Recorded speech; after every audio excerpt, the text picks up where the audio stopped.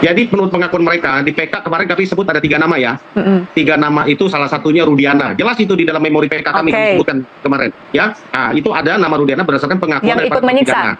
Ikut menyiksa itu dari mobil ya, dari mobil itu dari depan SMP 11 sampai di Polres. Apa yang dilakukan berikut dengan 2 anak buah Rudiana, disebutkan namanya saya lupa ya apa. Tapi kami sudah cek antar tahanan tidak ada yang menyiksa mereka. Murni para penyidik saat itu. Saya akan luruskan dengan tegas itu tidak benar karena saya punya bukti dan mereka dalam keadaan bersih, tidak ada pemukulan. Gugun, Aris Papua, Pak Rudiana.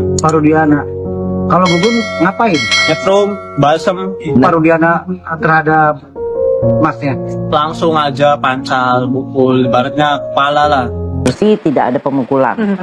Pasti dihajar sama tahanan lain. Tapi tahanan pemerkosaan pasti disiksa. Mereka katanya. Halo guys, kita akan melihat adu argumentasi dari beberapa pengacara. Salah satunya yaitu kuasa hukum 6 terpidana kasus Vina Cirebon, Bapak Jutek Pungso, dan kuasa hukum Ibtu Rudiana, Bunda Elsya Syarif. Di sini saling serang dan saling beradu argumentasi. Awalnya hanya diskusi, akan tetapi diskusi ini menjadi diskusi yang sangat panas sekali dan jadi perdebatan yang sangat serius. Nah, bagaimana diskusinya?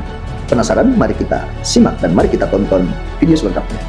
Para terpidana ingat tidak sih sebetulnya siapa yang menyiksa mereka berdasarkan pengakuan mereka, atau paling tidak melihat para penyidik yang dikatakan atau disebut menyiksa mereka ini menggunakan seragam tidak pada malam hari itu? Jadi menurut pengakuan mereka di PK kemarin kami sebut ada 3 nama ya. 3 nama itu salah satunya Rudiana. Jelas itu di dalam memori PK kami disebutkan kemarin ya. Nah, itu ada nama Rudiana berdasarkan pengakuan yang ikut menyiksa. Ikut menyiksa itu dari mobil ya, dari mobil itu dari depan SMP 11 sampai di Polres. Apa yang dilakukan berikut dengan 2 anak buah Rudiana, disebutkan namanya saya lupa ya. Itu ada di memori PK kami ya. Itu kami sudah sebutkan berdasarkan pengakuan. Dan juga mereka kami sudah cross check dan makanya kami masukkan dalam memori PK kami. Dan kita lihat kalau yang lain tadi ditanya apakah ada yang berseragam atau yang tidak berseragam, dan itulah di dalam memori PK kami katakan karena begitu banyak yang menyiksa mereka, kami katakan seringkali para penyidik ini memakai tangan orang lain, entah penjaga, entah antar tahanan lain, entah apa. Tapi kami sudah cek antar tahanan tidak ada yang menyiksa mereka. Murni para penyidik saat itu. Oh gitu ya. Iya. Ini apa yang ingin Anda luruskan?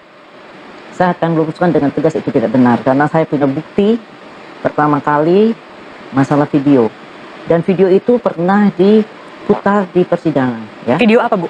Video tentang pengakuan Jaya itu pertama kali sebelum dilakukan BAP. Itu ada, dan mana Jaya itu membujuk siapa ya, lupa namanya itu. Dan itu diputar di pengadilan. Jadi saya nggak ngerti kalau yang ikut sidang kok jadi lupa semua. Itu video ada di tangan saya. Terus kemudian setelah diserahkan, waktu penyerahan itu mereka difoto semua. Fotonya ada, berita acaranya ada, dan mereka dalam keadaan bersih, tidak ada pemukulan. Nah, di sini Bunda Elsya Syarif katanya ada sebuah video ya, tidak ada pemukulan dari oknum yang dugaannya itu kemarin itu menyiksa, gitu ya. Gugun, Aris Papua, Pak Rudiana. Kalau Gugun ngapain? Nyetrum, balsem. Nah, di sini ada Gugun, Aris Papua, Pak Rudiana. Ditanyain kalau Aris Papua ngapain dan Gugun, ya itu nyetrum dan balsem. Nah, tadi Bu Elsya bilang katanya tidak ada penyiksaan ya, katanya gitu. Kita simak lagi. Mukul, injek-injek. Kalau Aris Papua Sama, mukulin. emang pemukulan seperti apa Pak Rudiana terhadap masnya? Langsung aja pancal, pukul, ibaratnya kepala lah. Langsung pukul-pukul aja di dalam kami. Ini tadi pertanyaan Pak Rudiana, pemukulan seperti apa katanya gitu ya, pemukulan mancal kayak gitu katanya. Kalau untuk Aris Papua Ya sama, mukulin. itu setiap hari, Enggak, sore aja itu sampai jam 12. setiap sore. Enggak, sorenya aja pas kena, jam 4:30 sampai jam 12. Habis itu jam 11 kita pindah, mau masuk ke penjaraan, yang jaga penjaraan. Terus apa yang terjadi lagi? Jadi dipukulin lagi sama yang penjaga tahanan lo. Nah, kalian mau percaya siapa? Ya, katanya Bunda Elsya Syarif punya bukti video bahwa di situ ada foto-foto juga bahwa tidak ada pemukulan, tidak ada penyiksaan, katanya gitu ya. Kalau yang buat tahanan enggak, baik semua. Penjaganya aja yang pakai gembok. Itu melihat semuanya dari yang semua yang tertangkap itu saling melihat disiksa ya. Saling melihat depan-depanan. Itu merubung bareng, itu hubungan. Kalau yang lihat Sakatata apa yang Ya sama, dipukulin. Sama kayak kita kayak gini langsung dipukulin. yang terparah siapa?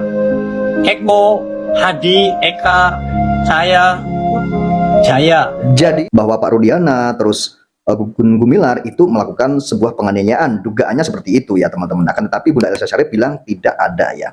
Dan di diskusi ini dengan Pak Jutek Bongso ya, dan diskusi dengan Bapak Reza Indragiri, Bunda Elsa Syarif mengatakan tidak ada pemukulan di sini ya. Dan ini teman-teman kita pahami ya. Jadi ini perlu kita didengarkan juga ya teman-teman ya. Karena Bunda Elsa Syarif ini bilang katanya itu dipukulin sama tahanan lain ya. Dugaannya seperti itu ya. Bisa jadi itu dipukulin sama tahanan lain. Jika dipukulin sama tahanan lain, kenapa ya? Beberapa terpidana ini tidak pernah ada satupun yang bilang bahwa yang memukuli itu tahanan lain. Jika yang memukuli tahanan lain, pasti diusut dong, pasti inget dong siapa tahanannya, dan di tahun itu juga, di hari itu juga, tanggal itu juga, pasti ada di cross check, misalkan di Polres, misalkan gitu ya, tahanannya siapa yang memukuli, dijadikan satu sama tahanan lain itu tahanan dari mana, siapa, kan gitu ya teman-teman. Akan tetapi ini tidak jelas ya teman-teman dari Elsa Syarif ini. Saya lebih percaya dengan saksi ini. Mohon maaf Bu, penyerahan dari siapa ke siapa? Dari tim yang mengamankan itu. Menangkap? Mengamankan. Mengamankan. Karena ada berita, Ya. ada sprindiknya ya. Itu pengamanan saja. Karena masih lidik. Jadi dia bukan penyidik. Kemudian menyerahkan kepada Kasat Serse. Jadi katanya bersih, tidak ada lebam-lebam atau pemukulan, jadi bersih katanya gitu ya. Kota. Kemudian itu di foto semuanya penyerahannya, tidak ada yang seperti foto-foto yang sangat ramai disebarkan. Saya mesti luruskan benar, dan saya sayang kalau saya tahu itu saya bawa itu foto-fotonya dan videonya. Kemudian tanggal 31. Jadi dia itu katanya punya foto dan videonya bahwa para tahanan atau beberapa terpidana yang sekarang ini sudah dipidana itu katanya bersih semua. Mereka kan ada namanya, kalau penyelidikan 1x24 jam ya. Mereka diperiksa kan tadinya 8, satu tidak terlibat, kan satu dilepas. Itu saya luruskan, namanya tukar kepala tuh nggak ada istilah begitu. Mereka diperiksa tidak terlibat, satu dilepas, dan yang 7 itu dilanjutkan pemeriksaannya karena 1x24 jam, dan ternyata temannya itu bernama Rivaldi Ucil dalam tahanan yang lain. Dalam tahanan di mana Rivaldi itu menyerang seorang perempuan di hotel yang dianiaya. Menyerang seorang perempuan di hotel yang dianiaya. Ini diakuin juga sama Bunda Elsa Syarif ya.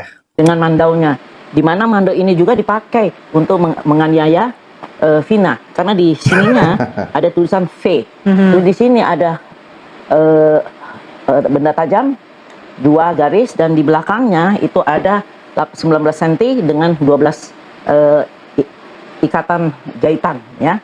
Jadi saya bilang hati-hati kalau bicara tuh bicara yang fakta benar. Nah, Ibu juga hati-hati ya, karena ini si Ucil atau Rivaldi tadi yang disebutkan itu juga, itu kasusnya kasus lain katanya Bu gitu ya, dugaannya seperti itu. Nah, ini yang harus berhati-hati siapa Bu?